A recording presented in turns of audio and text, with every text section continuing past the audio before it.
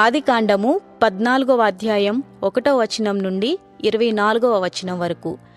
షీనారు రాజైన అమ్రాపేలు, ఎల్లాసరు రాజైన ఆర్యోకు, ఎలాము రాజైన కదొర్లో యోమెరు, గోయీయుల రాజైన తిదాలు అనువారి దినములలో వారు సొదొమ రాజైన బెరాతోను, గొమొర్రా రాజైన బిర్షాతోను, ఆద్మా రాజైన షీనాబుతోను, సెబోయీయుల రాజైన షేమేబేరుతోను, సోయారాను బెలరాజుతోని యుద్ధము చేసిరి. వీరందరూ ఉప్పు సముద్రమైన సిద్దూము లోయలో ఏకముగా కూడి 12 సంవత్సరములు కదొర్లా యోమెరుకు లోబడి 13వ సంవత్సరమున తిరుగుబాటు చేసిరి. 14వ సంవత్సరమున కదొర్లో యోమెరును అతనితో కూడానున్న రాజులను వచ్చి ఆఫ్తా రోజా కన్నాయిములో రెఫాయిములను, హాములో జాజీయులను, షామే కిర్యాతీయుములను మైదానములో ఎమీయులను కొట్టిరి. మరియు హోరీయులను అరణ్యములో దగ్గరున్న ఎల్పారాను వరకు తరిమి షేయూరు పర్వత ప్రదేశంలో వారిని కొట్టిన తరువాత తిరిగి కాదేషను ఎన్మిషత్తుపుకు వచ్చి అమాలేకీయుల దేశమంతటిని, హాసాసోన్ తామారులో కాపురమున్న అమోరీయులను కూడా కొట్టిరి.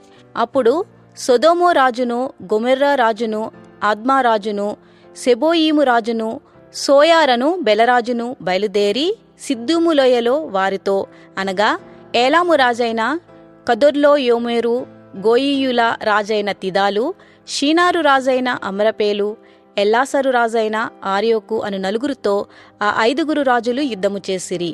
ఆ సిద్దీము లోయలో విస్తారమైన మట్టికీలు గుంటలు ఉండెను. సొదొమ గొమొర్రాల రాజులు పారిపోయి వాటిలో పడిరి. శేషించిన వారు కొండకు పారిపోయిరి. అప్పుడు వారు సొదొమ గొమొర్రాల ఆస్తి యావత్తును, వారి భోజన పదార్థములన్నీయు పట్టుకుని పోయిరి. మరియు అబ్రాము సహోదరుని కుమారుడైన లోతు సొదొమలో కాపురముండెను గనుక అతనిని, అతని ఆస్తిని పట్టుకొని పోగా తప్పించుకొనిన ఒకడు వచ్చి హెబ్రీయుడైన అబ్రామునకు ఆ సంగతి తెలిపెను. అప్పుడతడు ఎస్కేలు సహోదరుడును ఆనేరు సహోదరుడునైన మమ్రే అను ఆమోరీయుని ఎలోను వనములో కాపురముండెను. వీరు అబ్రాముతో నిబంధన చేసుకొనినవారు.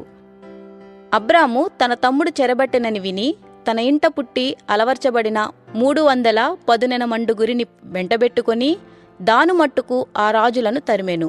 రాత్రివేళ అతడును అతని దాసులను వారికెదురుగా మొనలు తీర్చి వారిని కొట్టి దమస్కునకు ఎడమతట్టున్న హోబా మట్టుకు తరిమి ఆస్తి యావత్తు తిరిగి తెచ్చి తన తమ్ముడైన లోతును, అతని ఆస్తిని, స్త్రీలను, ప్రజలను తిరిగి తీసుకొని వచ్చెను. అతడు కదొర్లా యోమెరును అతనితో కూడానున్న రాజులను ఓడించి తిరిగి వచ్చినప్పుడు సొదొమ రాజు అతనిని ఎదుర్కొనుటకు రాజులోయ అను షావేలోయ మట్టుకు బయలుదేరి వచ్చెను.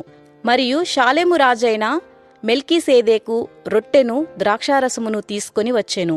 అతడు సర్వోన్నతుడగు దేవునికి యాజకుడు. అప్పుడతడు అబ్రామును ఆశీర్వదించి, ఆకాశమునకును భూమికిని సృష్టికర్తయను సర్వోన్నతుడునైన దేవుని వలన అబ్రాము ఆశీర్వదింపబడునుగాక అనియు, నీ శత్రువులను నీ చేతికప్పగించిన సర్వోన్నతుడకు దేవుడు స్తుతింపబడునుగాక అనియు చెప్పెను.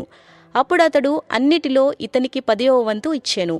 సొదొమ రాజు మనుషులను నాకిచ్చి ఆస్తిని నీవే తీసుకొనుమని అబ్రాముతో చెప్పగా, అబ్రాము, నేనే అబ్రామును ధనవంతునిగా చేసితినని నీవు చెప్పకుండునట్లు ఒక నూలు పోగైనను చెప్పుల వారునైనను నీ వాటిలో ఏదైనను తీసుకొననని ఆకాశమునకు భూమికిని సృష్టికర్తయును సర్వోన్నతుడును దేవుడునైన యెహోవా ఎదుట నా చేయి ఎత్తి ప్రమాణము చేసియున్నాను. అయితే ఈ పడుచువారు భుజించినది తప్ప నాతో కూడా వచ్చిన ఆనేరు, ఎష్కేలు, మమ్రే అనువారికి ఏ భాగములు రావలెనో ఆయా భాగములు మాత్రము వారిని తీసుకొననిమ్మని సొదొమ రాజుతో చెప్పెను.